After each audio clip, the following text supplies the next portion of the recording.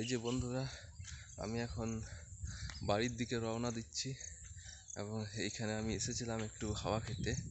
এই পুকুরের ধারে, তার সাথে এই অনন্ত বিস্তৃত যে মাঠ, আমাদের যে ক্ষেতগুলো আছে, ধান ক্ষেত আপনাদেরকে দেখাই, দিগন্ত বিস্তৃত। এখনও বর্ষাকাল শুরু হয়নি, তাই এগুলোতে ধান এখনও মানে ধান লাগানোর কাজ এখনও শুরু হয়নি।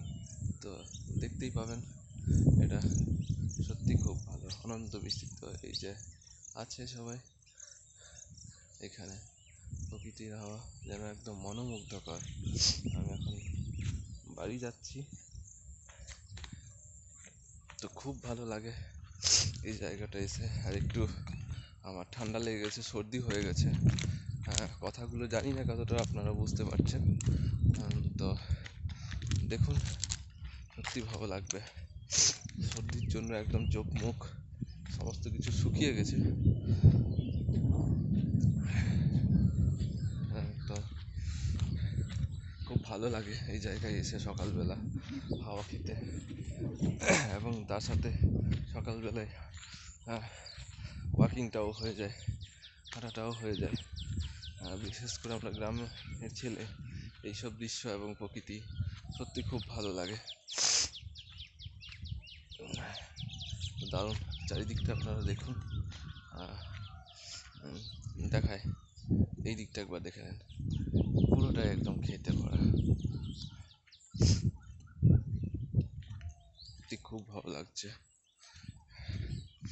হেঁটে হেঁটে যাচ্ছি।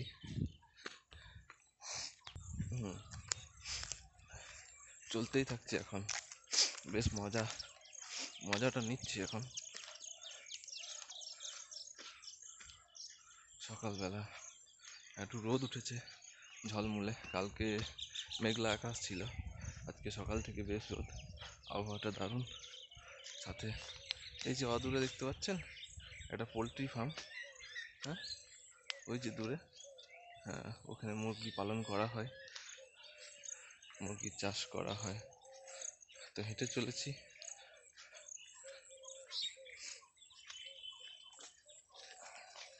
এই পাড়ের উপর দিয়ে।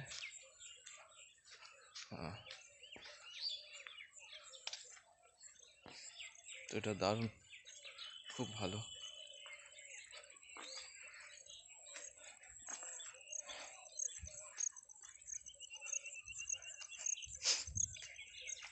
দারুণ লাগছে, দারুণ। এই যে এই দিকটা একবার দেখুন, দেখুন খুব সুন্দর গাছপালা। এই যে হাঁটছি এখন, বাড়ির দিকে রওনা দিচ্ছি, বাড়ি পৌঁছে যাবো একটু পরে।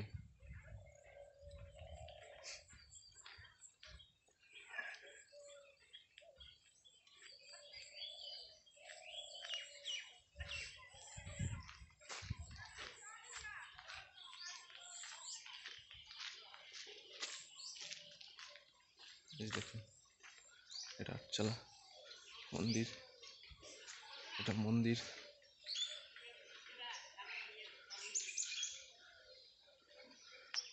দেখে নিন একবার।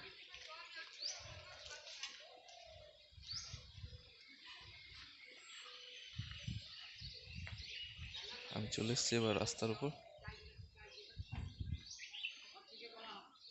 এই বাড়ি পৌঁছে যাবো, ঢুকে পড়বো বাড়ি। এবার এখানে ইতি করি।